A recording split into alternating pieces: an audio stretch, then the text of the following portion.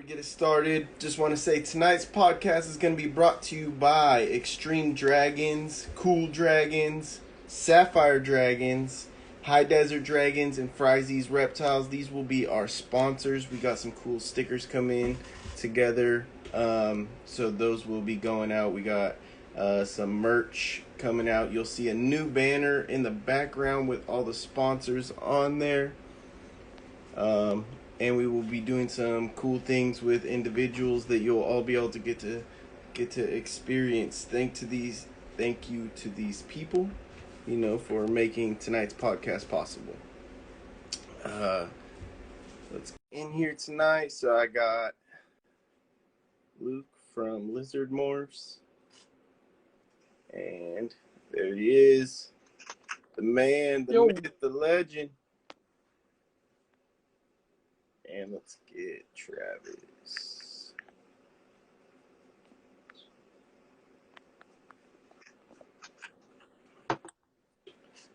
What is up, everybody? Yo. There we go. What's up, Travis? Yo, can you guys hear me? Yes, sir. Loud and clear. Luke, you good on your end? Hello, yeah. Can you hear me? Yes, we can. Yes, sir. Alrighty. So tonight's podcast, you guys, we are literally going to be going over every substrate that we can think of. Go back and forth. Let the comment section hop in. Talk as much as you guys want. Help direct where the podcast goes tonight. But mainly talking about substrate, benefits, and, negatives. So I know, Travis, you got Bioactive, you got tiles, you got rocks, you got a little bit of everything over there, I believe. And yes, sir. You definitely got some different things. So definitely different than I use. So I'm gonna probably be like the Grinch, or the control in this subject, because I'm pretty lazy with my substrate. All right, so we'll get it started. I sent you guys a list, kind of what I had thought. Both of you guys had also thrown in some comments of other things you wanted to talk about. So we'll start off with Reptichip. I've actually never used Reptichip in any enclosure ever. I don't know if either of you guys have. I have. I use it right now, actually. So what exactly is Reptichip? It's like finely chipped up like hardwoods. Okay. So it's not coconut. No. All right.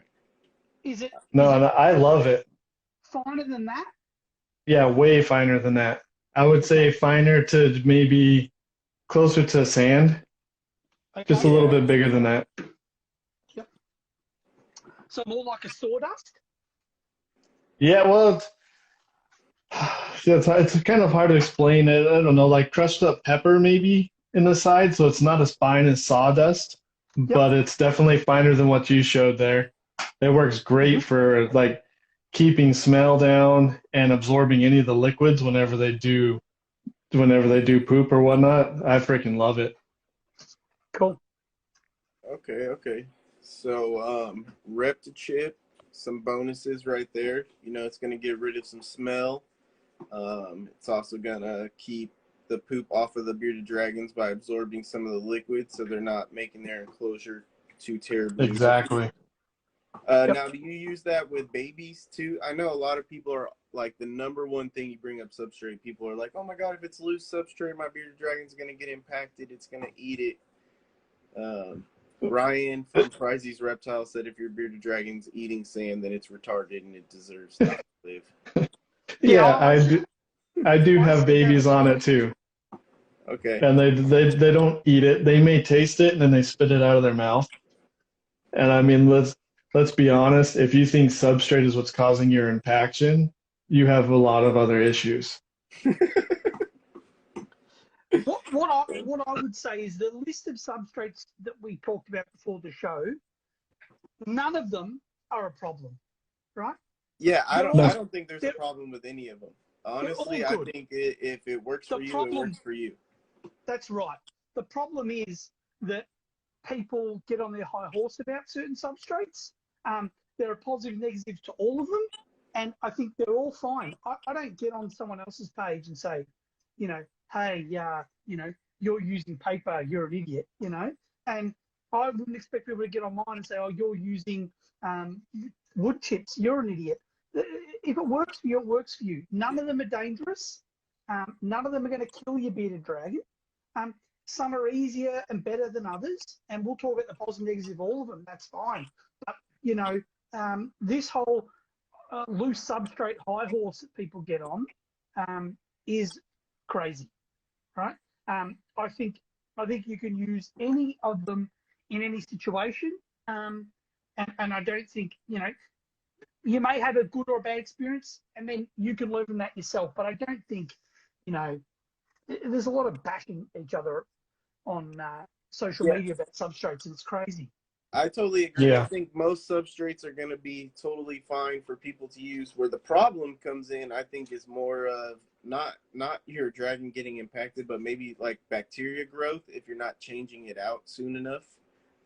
Like if you're just using sand, or if you're just using like mulch or maybe Reptichip, and they're just sitting there constantly in a cage full of, you know, that substrate soaked in poop. That's where you're probably going to come into the problems. But most of these, you could just are easy ways to clean. I don't use Reptichip, but I do use our next one, and it's actually been helping me out a lot, cleaning my bearded dragons and also keeping the cages a little bit cleaner. So we'll jump into that, and that is probably like the most, you know, talked about negatively, and that's sand. Yep. And honestly, I'll even show you guys what I got. Has anyone? You may have seen a few live videos recently with Fryzies Reptiles. Now, let's be honest. When we're watching a live video with Fryzies Reptiles, what is Fryzie walking on? Sand. You know, He's not walking on tiles? He's not walking on like tiles or carpet or anything? No. Yeah, bro, he's not walking on newspaper. The outback of Australia, where Fryzie lives, is not carpeted. It is predominantly it's soil, but it's a more sand-based soil. You would call it a sandy, loamy sort of soil. And you know, he's got wild bearded dragons in his backyard. You know, dude, I thought they were on newspaper for sure in the wild. No. Yeah, seriously. No, so I use all natural play sand that's kiln dried. I don't know if that makes any difference, but that's what I've been using recently in my cages. I usually use about 2-3 cups, just enough to completely cover the bottom of the enclosure, so when they do poop, they're not getting all in it and smearing it all over themselves, and then also smearing it all over the sides of the cages. It just makes cleaning it so much worse. Yeah. And I will say it's also a little nicer to just get I have a little spatula, and I just spatula out the poop like a cat box. So Yeah. fuck, That's a little screen. Cleaning so much better. So I will say that. I use washed play sand that I buy by the bag at our hardware stores in Australia. I use that for all my lay boxes, for all my dragons to lay their eggs in. I've never used it in the enclosure. The one negative I find, do you get sand in the tracks of the glass? Yeah, that does suck. Yeah, so my dragons kick the sand out of the lay box into the tracks, and then you've got glass on a plastic track with the sand. It gets a bit grindy, and I'll show you some of my enclosures later. Yeah, so I don't ask any of my friends. I'm super anal, and so that kills me. Yep. So I'll show you. This is kind of how I do it. There's barely enough sand for them to absorb their poop. Oh yeah. And it's, you guys can kind of see it's already in the tracks. But yeah. Then I'll just, when I come in and I can vacuum this out super easily. It's not enough where it's going to fill up my entire vacuum right away. And this bag of sand, this 50-pound bag of sand, will probably do 2 clean outs of all my 16 enclosures, which really isn't that expensive, so it's pretty cheap. How often do you do a full clean out? I'll do it once a week. I think what I'm gonna try throughout the week, whenever I see a poop, I'll just go in there real quick with my spatula, clean that up real quick, and then I have one specific day where I vacuum everything out, chlorhexidine the cages, and then dry them all out. And that's usually the big day that I scrub my dragons too. So I'll soak them 2-3 times a week, just putting them in a tote of water, and then like usually on the weekend, I will like soak them for a decent amount of time, and I'll use some reptile soap to get the poop off of them and clean them, make sure everyone's all nice and cleaned, and you know, that's kind of the routine. But the sand has been helping keep the poop off the dragons, and whatever does get off on them kind of dries off and scrapes off, so they're a lot cleaner. I will say. I think I'm gonna try to mix the Repti chip with sand, like a 50-50 mix, and see how that works. Because a Repti chip it works really good at absorbing those liquids. That Repti chip's awesome when it comes to that. Luke cleans his cages every 5 minutes, Ryan says. Yeah, Ryan's sort of right. I'm very bad. So where I'm sitting now is my office. So you can see like my computer and everything, and this is where I sit to work. And this is my lizard room. So I am very close to the dragons and blue tongues and stuff all the time. You know, like literally, like I'm sitting here, and then I've got blue tongues in tubs. So yeah, I probably do spend a lot of time cleaning them more than most people. But yeah, as I said, I'm a little bit anal, so what do you think? I think both of you guys use our next one. I only have it in one of my enclosures, and I actually think my bearded dragon absolutely loves it, and that's mulch or bark. So he loves to dig in this shit, and it's a male, so I know he's not trying to lay eggs. He literally just like loves to dig around in this stuff like crazy. But it's pretty funny. I think mulch is the harder one between sand, because it doesn't vacuum up as easy. It gets clogged in my freaking vacuum all the time, and it's harder to see the poops when you want to spot clean it. But definitely still beneficial. So this is the one I use. It's called Chipsy. And so it is like hardwood chips, but they are quite a bit bigger than the Repti chip that you talked about before. Yeah. So you can see they're large chips. It's the sort of stuff you often see at like in Australia anyway. They use it on playgrounds and stuff, like under the swing and so on. But yeah, you can see there she's under a hammock and she sort of dug herself down. She loves digging around in it. And yeah, I mean, yeah, it's great. I find it great. It's really easy to spot clean. I probably take the whole lot out. Well, my wife, who does the bearded dragons, she probably takes the whole lot out and replaces it once every 6 or 8 weeks, and just spot cleans every day. But probably because I spot clean so much, I get away with that time being a bit longer.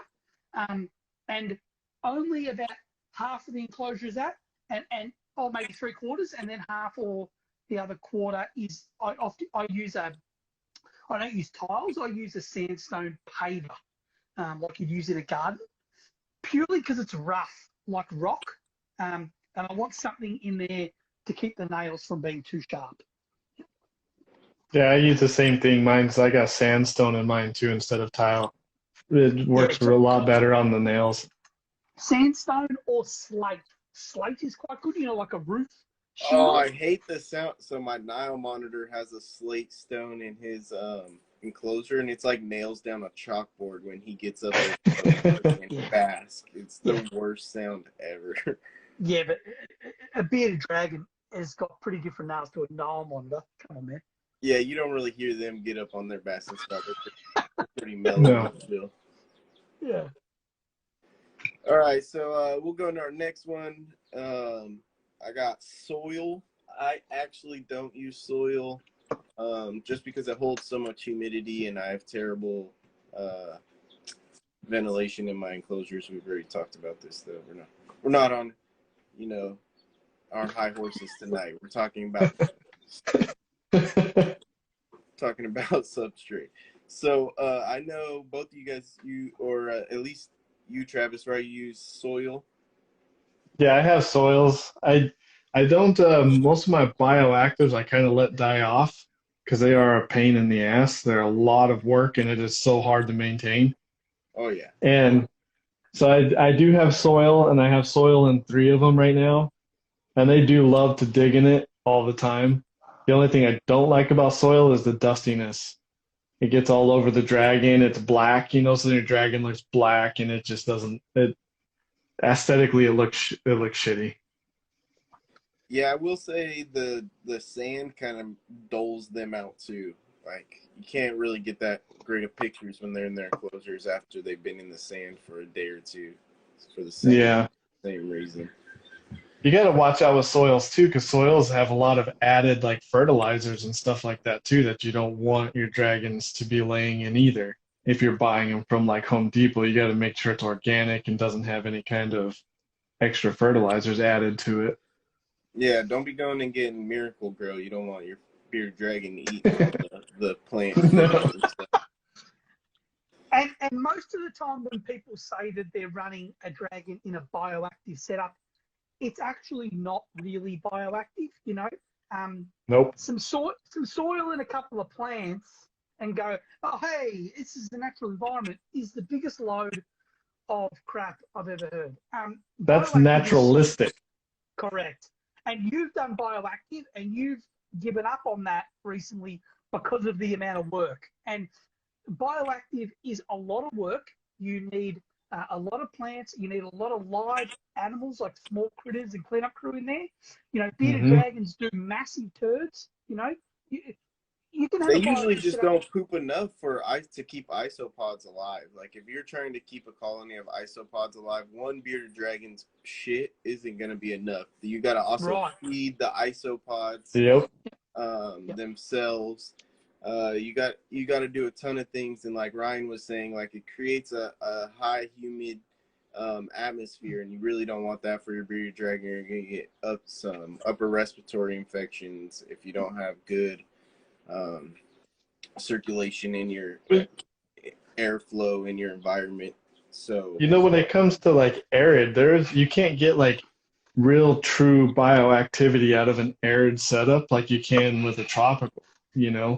In the arid setup, if you've ever lived in the desert and you go around the desert, when shit dies, it doesn't just disappear. It sits there for months, years. The bones, the fur, all that kind of stuff will sit there forever. Poop. You go walking around, there's coyote poop that's just sitting there turning white from the sun because there's nothing there to eat it. It's just arid and it's dry and there's nothing alive around it. Hard dirt, sand, So for you to have a bearded dragon and say that you have 100% bioactive setup, it's false. There's no way that you can achieve that. Because even if you do have something that's eating part of the poop, it is not eating the urates. It's not going to break down any of that uric acid. You're still going to have to clean up poop. The only difference is you have little bugs running around in there everywhere.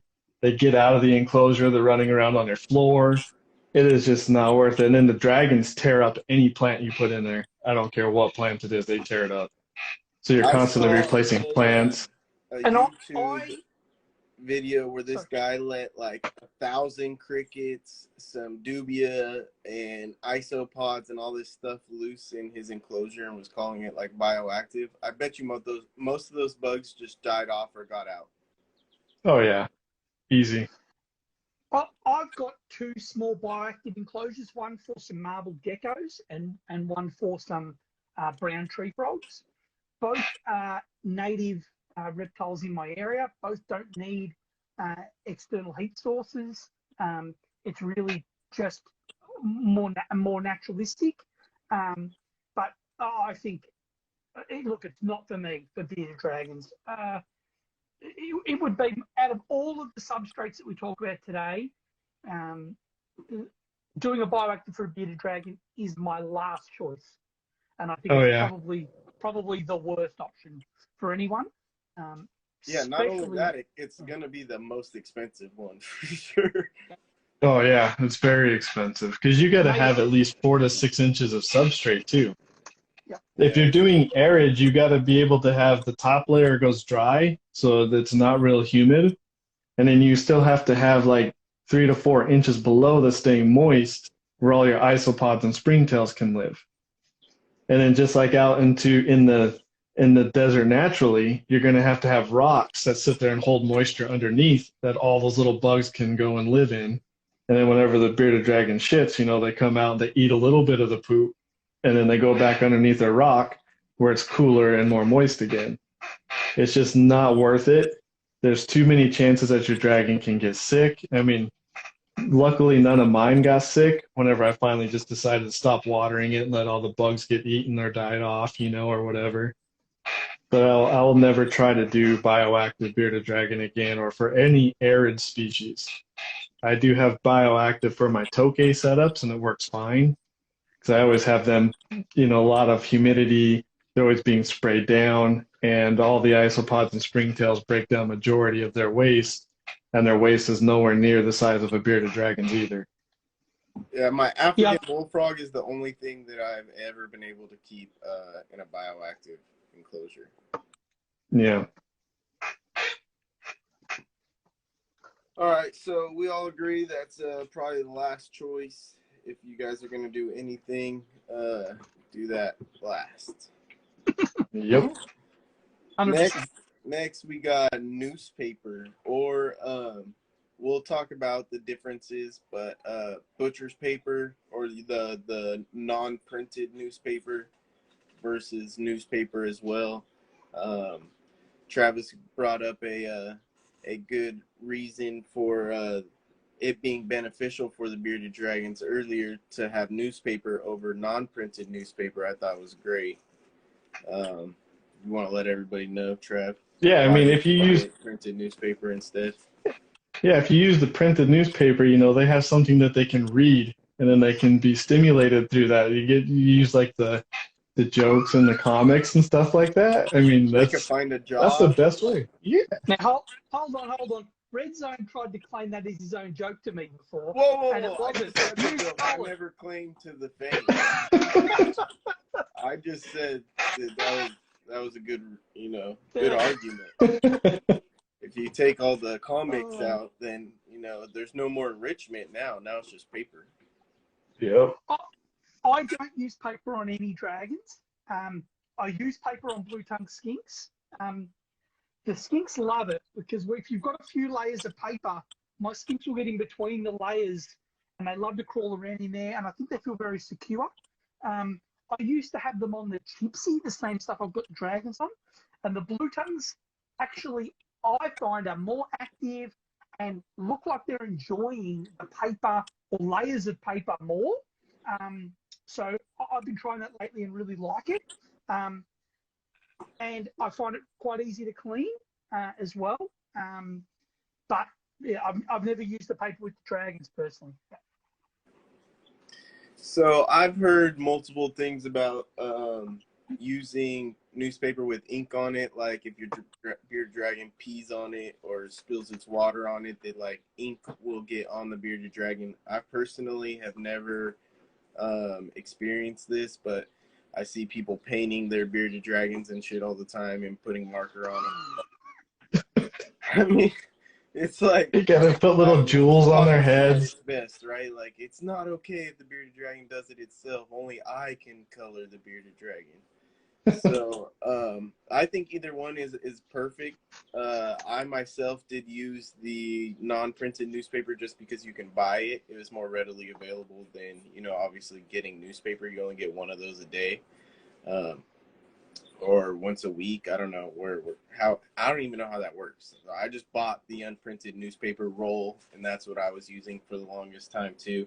Made cleaning way better, but either way, you still had to scrub the entire enclosure because every time they would get under the paper and take a shit, they would never shit on the paper. Yeah. So, I personally don't like the papers because I don't like how they're laid, like their feet and everything can just slide around it too easily. yeah, so it's pretty much the same as using nothing. Yeah. I would say it may help some people if you have things sitting on top of the paper keeping the paper down.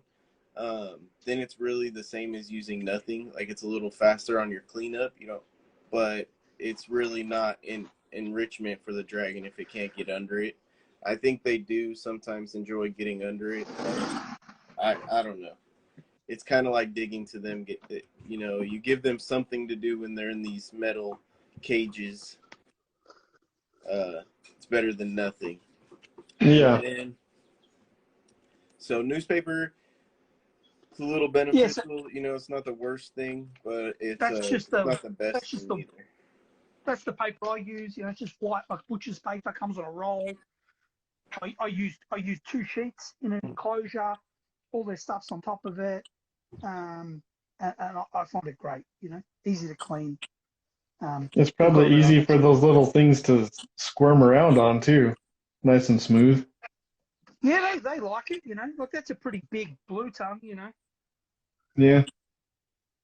But yeah, so yeah, they like it. They climb around on it, and they do tear it up and get under it. Like this particular one, she's torn it all and she gets under it, and I give them some shredded paper sometimes in here as well, just shred paper, and they like that to get in and out. But skinks are pretty different to the dragons. I've never tried the paper with the dragons, but I don't see it being a problem. I think it'd be fine. Yeah. So, not the worst thing you could use. Paper's not too bad.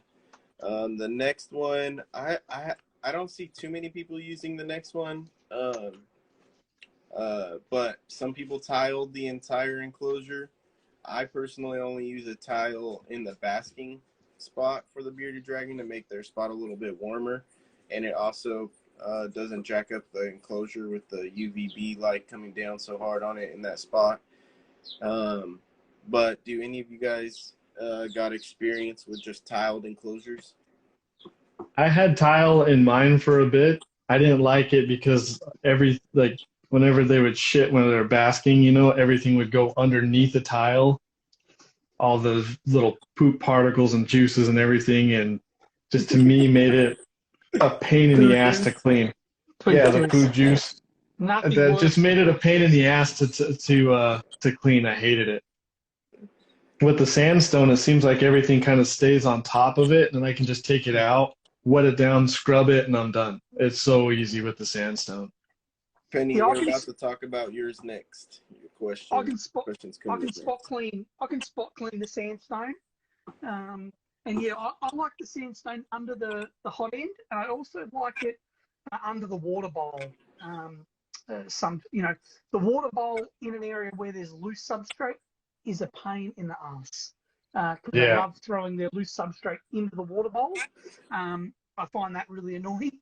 For no reason other than it's fun for them. They like to shit in their water bowl or throw loose substrate in the water bowl just for fun.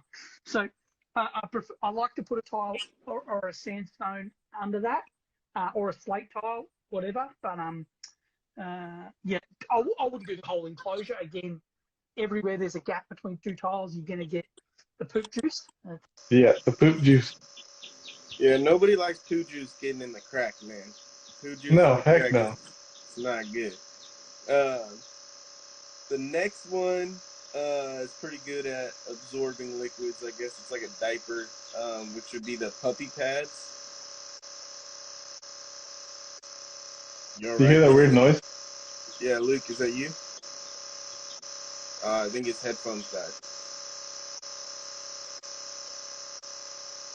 We lost you, Luke.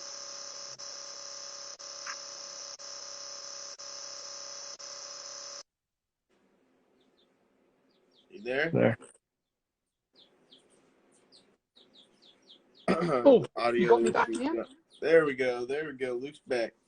Technical difficulties. Sorry, I don't know what happened. All right, Luke. So, puppy pads. You ever use puppy pads? No, Yeah. I don't even know what a puppy pad is. What? Luke, come on. I know they got puppy pads over there in Australia, man. Let me grab I one did. real quick. We let our puppies shit on the floor, mate. Fucking hell, what's a puppy pad? All right, man. We got puppy pads right here. It's like a diaper that you put in the cage. You fold it out. It's got The 20 by 20 diaper. Right. Sort of like paper towel. on one side and kind of slick on the other side. You know, come on, man. You don't know puppy pads? Dude, I tried using those, and my dragons just go over to the side and go underneath and take a shit. They won't shit on the fucking thing.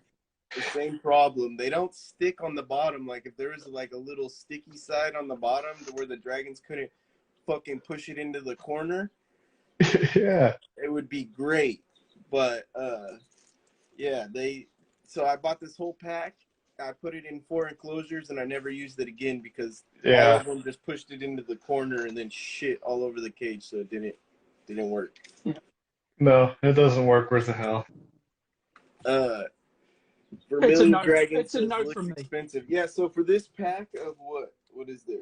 There's 32 training pads in this. I think I paid like $8 to $10 for this. So this would have done 2 full enclosure cleanouts for $8 to $10, which isn't terrible.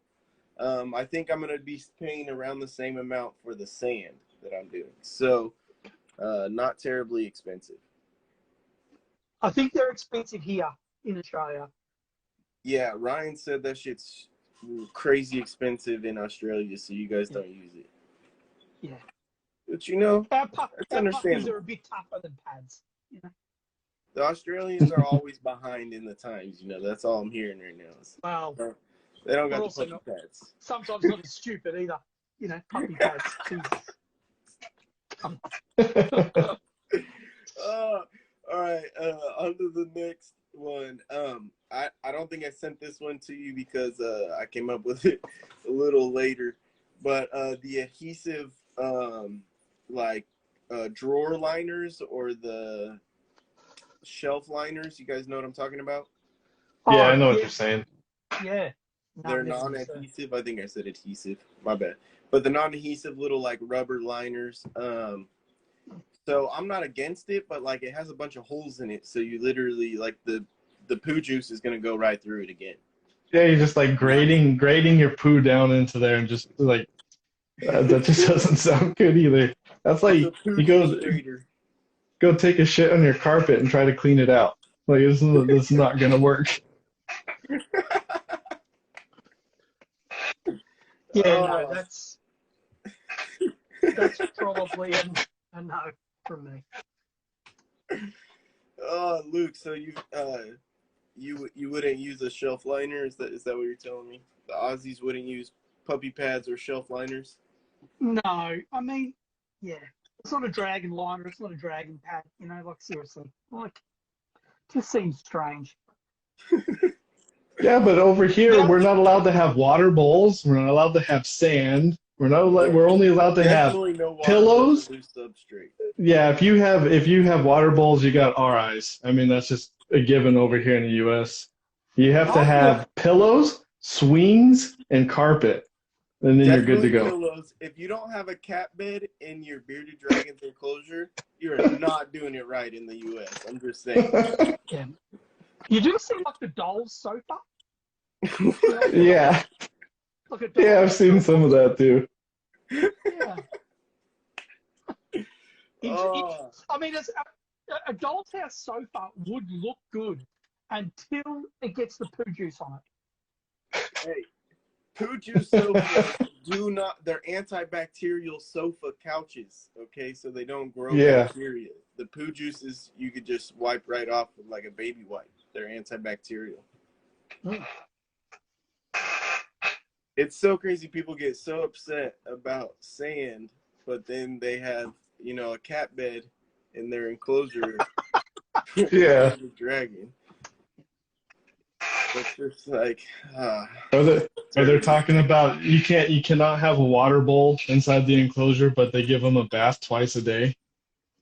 twice Like, a day. take it easy now. I don't think a bearded dragon in the wild's getting 2 baths a day. No. That's as many baths as I get. So if the bearded dragon's getting that many after that, I don't think he's an aquatic lizard. But they swim well, dude. Someone said the shelf liner doesn't have holes. All right, so some of them don't have holes in them. My bad. The only ones I literally Googled it before the thing. It was like white, black, gray, and some colors, and they all had little teeny holes in it, and you like rolled it out and cut it. So I guess if there's some without holes in it, they are kind of like, they're not absorbent though, so it's just gonna hold the poop on top of the enclosure, which actually, so for a plus for that, at least it gives the bearded dragon something to walk around on. It's not slick. It does give it some texture, so it's not a terrible idea. It is beneficial in that way that it gives it some type of something to walk on, that's a little different. They also walk through their mess, though. That's unless you're like me and watching the dragons 24 hours a day, if you're not in the room for 4 hours to take a dump and walk in it, it's everywhere. So the good thing about some of the loose substrate we've talked about so far is that if they do one, the loose substrate does sort of clump it, and you've got something like a litter, a bit of a litter you can remove, like you're saying with the sand or the reptile chip or even the Chipsy. But with just a hard single flat surface, hopefully they don't walk in it. But if they do, it's a real mess. And you brought up, Luke, the fake grass. Yeah, so I've got some fake grass in a couple of enclosures. I like it because it gives texture. It's rubber backed, so you can take it outside, hose it with the hose to clean it. I think it's no different to using maybe the shelf liner, but at least the gross stuff doesn't sort of just sit on top. It sort of can soak through it a little bit and you clean up underneath. I don't find it too bad. I find it easy to clean. I think it looks visually appealing. I've only got it in 3 enclosures, but I don't mind it. I have it in some of the baby enclosures as well. It's a bit like using a marine carpet. I use those 2 things. So it's like an in a few enclosures. For AstroTurf. Yeah. Yep. Rubber backed. It's got holes in it, so stuff can get through. I find it easy to clean. I can wash it. I don't mind it. I don't mind it at all, actually. Yeah. And just to clarify, guys, we were making fun of the cat beds and the couches and stuff, but we were mainly focusing making fun of that people will say loose substrate is non-beneficial, but a dog bed that's just going to be full of bacteria if you're not constantly washing that thing when it poos on it, isn't detrimental, then that's just what we were getting at. So cat bed keepers that are going to be upset, we were just saying, your cat bed is just as bad for your bearded dragon as the sand that I use, or the reptile chip that Travis uses, or the soil and mulch that Luke uses over here. So all 3 of us use something different in our enclosures, and all of them work. I am fully opposed to the doll's couch. That's a no. Yeah, so I think that's more of like a keeper thing, not a breeder thing. I don't think breeders got enough money to put couches in all their enclosures, and if you do, freaking balling, bro. You're on top of the game. Sure. We're spending all of our money on roaches and worms and greens and all that kind of stuff. Yeah, so I don't have enough time to clean couches or even buy the couches. So sand is as far as I'm getting. Sand and sticks, you know, something that's naturalistic. But so yeah, so any enrichment, by the way, is good for the bearded dragons. Like you guys were saying, they like to dig. Mine don't get enough substrate to actually dig in it, but they do get the feeling of, you know, making sand angels and stuff. So Yeah, I like guess if I wasn't as lazy, I would keep more substrate like you guys. things in the enclosure for enrichment are very important, I think. But what I do see a lot of is people complaining about loose substrate being dangerous. But what about heavy objects inside an enclosure that aren't fastened to the enclosure that could fall on your dragon, right? Like a dragon in the wild, it jumps on a tree, it thinks the tree's attached to the ground, it doesn't think the tree's going to fall on it. But people putting loose logs and like heavy objects that could crush your dragon, that's way more dangerous than loose substrate. And I think if you're setting up your enclosure to be nice, you know, make sure that it's safe for your bearded dragon, especially heavy items, you know, like I'll quickly just show you an example. Like I've got like these big branches in the enclosure, but it's fastened, right? Like it's hard fastened. That cannot fall on my dragon. My dragon can't be at the top of it and have it tip over and, you know, him land on a hard tile. And I think that's way more of an issue than, you know, a loose substrate doing damage to your dragon. And I think people should... Even some of the reptile hammocks that you, like the store-bought ones, they have little nets, right? And your bearded dragon could easily get its nails caught in that and break a leg trying to jump off. I've seen that actually happen a couple times with other people's dragons. Never mind, because I don't use the hammocks. But so those are just as detrimental as loose substrate. So when you're looking for enrichment for your animal, don't be so close-minded to using different things. Like try a little bit of everything. And substrate, I think, is a great way to get enrichment into your enclosure. No, definitely. And you know, with the substrate too, is it adds like a bit of resistance. You know, in my opinion, the resistance of whenever they're walking, it's kind of working them out. Like the same, if you go onto sand and you try to run through sand, it tires you out quick, you know, with all that resistance that you're pushing through. So if you have a substrate down like that for your dragons, they're going to have that resistance. They're going to get a workout just from walking from one end to the other, which is good. You got to get that exercise going. Yeah, I totally agree. Even if they're just digging in it in the corners, you know, with the little bit of substrate I have and the sticks in them, I think that it just gives them something to do, because most of the time they would honestly just kind of sit around, move. Like they don't, there's not much there for them to do. So even giving them a pile of sand, they like to go over there and spread it all out themselves. Yep. Yes, sir. So, was there any others? And when I said mulch, don't go. This is also another something you got to watch out for. Don't go to just any Home Depot and buy like this colored mulch is the kind you don't want. So you don't want dyed mulch that's like black or brown, because that will definitely leak onto your bearded dragon, and then you'll have a black bearded dragon. So colored mulches, you want to get natural, all natural mulch if you're going to be using any type of Home Depot mulch. I don't recommend it. I do recommend going the little bit more expensive way and getting some type of reptile branded mulch, just because I've had problems where I'll cut open the bag and I start looking at it and there's just mites all over the mulch. You got to really watch out for that. So when you are adding, you know, different types of substrates and you're trying to go the DIY way or the cheaper way of going through Home Depot, remember that they're not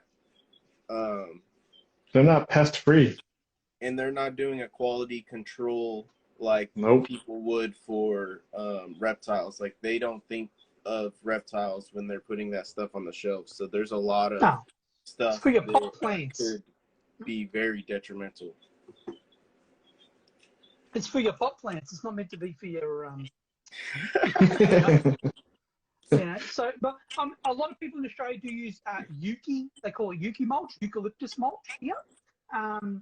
And you can buy it in bags from like the Home Depot type store here.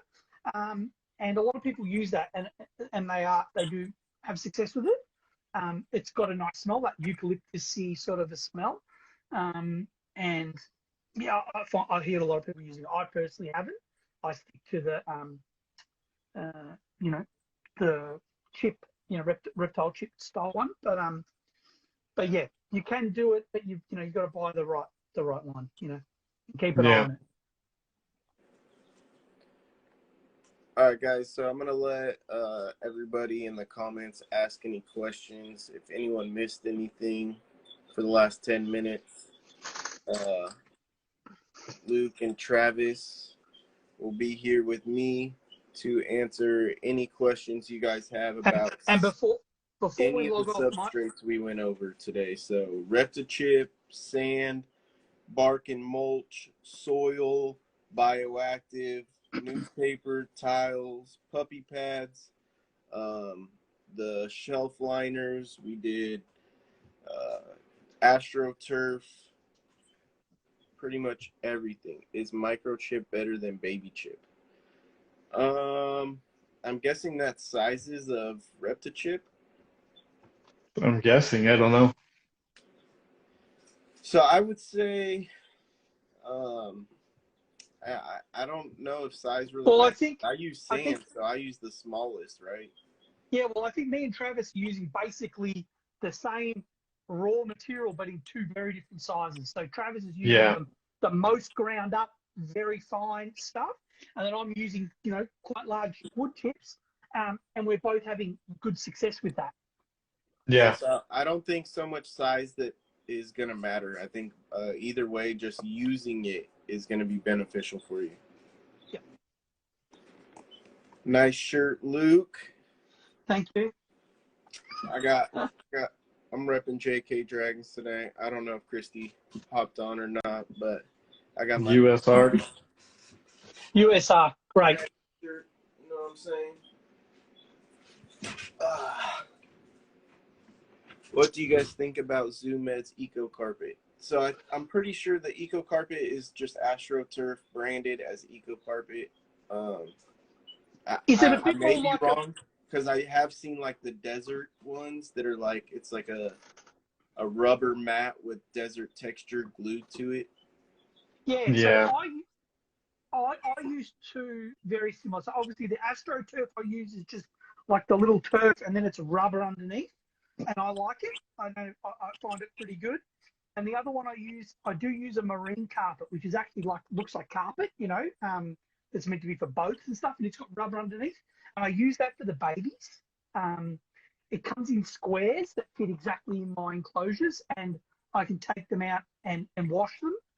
They wash really well.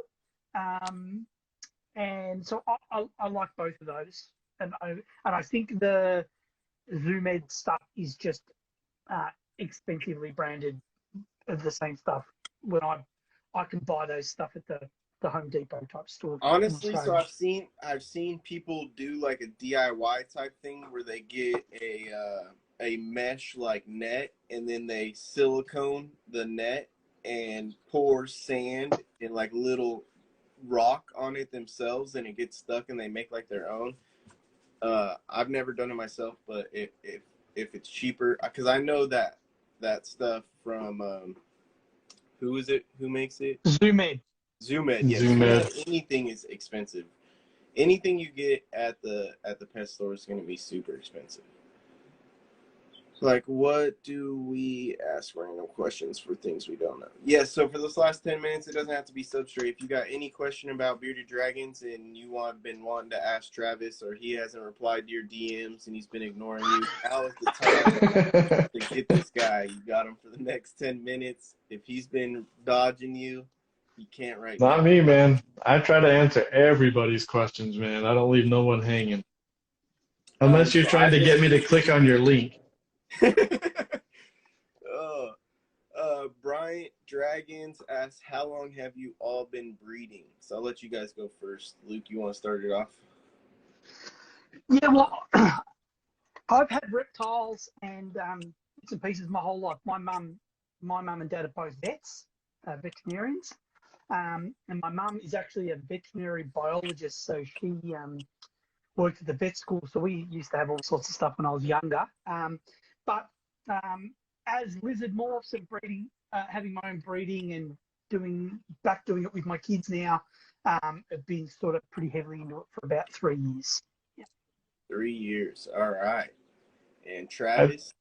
I've been breeding for about 2 years, but I've been around reptiles since I was a kid. I just lived in the freaking deserts. That was my happy place. I actually grew up in Arizona as well as when I was a child. So I was in the desert, but I didn't start breeding until 2018. So I've been doing it now for 3 years and some random months, some change. The next question. Chlorhexidine is a good thing to clean your enclosure with. It's non-toxic. You can just let it dry. It's one of the better ones. I personally like to use F10. It helps get poo off your enclosures so well. If you get it diluted right, you spray that on your enclosures after you scrape all the hard poo off, and you have those poo stains on there, spray some chlorhexidine. Comes right off with one of those soft scrub sponges. I Then use put on F10. dish soap, some warm water and dish soap. Yeah. I really like the F10 solution personally. I use it more than I do the chlorhexidine, but I mean, either I just one is don't going to be good. recommend F10 for everybody because you have to dilute the shit out of that stuff, and if you don't, it is kind of strong, and it Yeah. can be a little dangerous if you're not diluting it right. 5 mils in 500 mils of solution. Yeah. It's but F10 is it kills all viruses and diseases, and it's great. Yeah, it kills almost everything. Asked, do you guys sell? I'm not sure if they're asking us about bearded dragons or anything else, but I feel like you're the FBI trying to find out, if we got any side hustles. Yeah, man, we also have bearded dragons.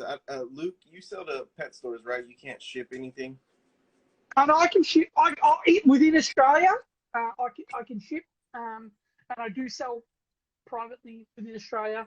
But I do sell a lot to a reptile store in Victoria that's local to me, because he's a great store. He's got a great setup, and people can go there, buy a dragon, and then buy all the other stuff they need, and saves me having to help them with all that sort of stuff. So, but I do sell privately as well. Yeah. Travis, you sell your bearded dragons as well, correct? You don't keep all of them? No, I sell them also. I don't keep them all. Yeah, I wish we could, right? Sometimes you let that one go away, and then you're like, "Dang, that's a good-looking one. I should have kept that." Yeah, whenever you see the progression picture after 6 months, you're like, "Damn, that looks better than even any of the parents." Right. What do chameleons live? I think you're asking where do chameleons live? And that is not a question. Some of them live in Madagascar. They live all over. Yeah, I was gonna say everywhere. I think billed chameleons are hot.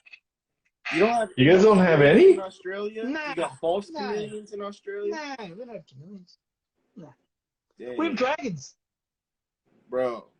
We have chameleons are the tree dragon. Okay, so obviously you don't have all the dragons because you don't have the tree dragon. You stole our dragon. All the dragons are the ones you stole of us anyway. We don't have no chameleons. Short of breathing fire, they can shoot their tongue 2 feet, which is pretty. I don't know the amount of dragons over there, but I don't think any of them are spitting their tongue 2 feet. Nah, we just Just dragons. No chameleons here. Someone says I live by that. I believe they're talking about the F10 or chlorhexidine. Yep. So as long as you guys are using one or the other, you should be fine. I just want to say, Kuhl Dragons, thank you for being easily the best plug on supplies for my dragons. Nice. Well, you're welcome, man. I do appreciate it. And, you know, I'm just going to throw this out there. If you guys are a Patreon member and you shoot me a little message, let us know. We'll get you on the list. You can get 15% off all purchases at KuhlDragons.com. So that's one thing we're offering as a sponsor this year is 15% off the Kuhl Dragons website where all the cool kids shop. Yes, sir. We are home to snakes. Man, you guys, I'm just saying, you guys got terrible comments tonight. Like, usually I write pretty bad, but you guys are forgetting words tonight. This sounds terrible, making me sound bad. I have. Oh, he's an Australian guy. We are home to snakes, monitors, and crocodiles. He's an Australian guy. He knows what he's doing. Yeah. He knows what he's doing. It's a language barrier, probably. Well, I get it. Well, because we speak English. We probably sound terrible. We're the ones that sound terrible. We just make up our own words and shit over here. Hey, I'm gonna flip the camera around. My daughters want to show you their dragons. Hold on. All right. There we go. So this is. Oh dang! Showing some dragons over there. Yeah. So just for that's Big my daughter TV, Marjorie. I see you said you're a Patreon member. That literally just started at the beginning of this year. So any purchases from this year on, get with me after the podcast. We'll confirm that you are a Patreon member, and we'll get you on the list with Travis. So for the rest of the year, any purchases, you'll get 15% off. Yeah, I'll add the disc. There'll be a discount code in after I upload you into the website with your account. Anytime you go to buy anything, you use the code. It's automatically going to give you the 15% off. I missed most of the show. Yes, you did, but it will be re-uploaded. So everyone that has been asking me to, they've been like, I want to see where the comments are. I never get to see what everyone said on the comments section. So we are screen recording all the episodes this year, and that will be posted onto our Patreon website. So you'll be able to see all the comments through the entire podcast on the video that'll be uploaded onto our Patreon. The YouTube and all the other ones won't have the comment section because the comment section covers one of our guests, so we don't want that. We'll just have the video without the comment section available on my re-uploads on my Instagram and on YouTube under Redzone Reptiles. Whew, man, that was a freaking mouthful. I just want to say 7 o'clock, so we are done with the podcast. I see that we're out of questions as well, so perfect timing. You're welcome for all the information tonight. Thank you, Travis and Luke, everyone give us a follow. Give us a follow. Hey, man. Come on. What was that? You want some more questions, Luke? I want people to follow me. Follow my page. What's going on? Oh, all right. Yeah. So everybody go give Luke a follow at Lizard Morphs and Travis a follow at Kuhl Dragons if you're not already part of the Kuhl Club. Thank you guys for coming on tonight. Thanks for giving us an hour and spending some time giving out some good information for everybody that caught the podcast live. Now you know all about Substrate, the do's, the don'ts, the goods, the bads. And before I let you guys say goodbye, I just want to thank all of our sponsors again tonight. So Extreme Dragons, Kuhl Dragons, Sapphire Dragons, High Desert Dragons, and Fryzies Reptiles made tonight's podcast possible for everybody. Thank you guys for the sponsorship. And heck yeah, man. All good stuff. Thank you guys for coming on again tonight. No, thank you. Thanks for having us. Have a good night, Luke. Have a good night, Travis. You too. Thank you. Thank you. Bye.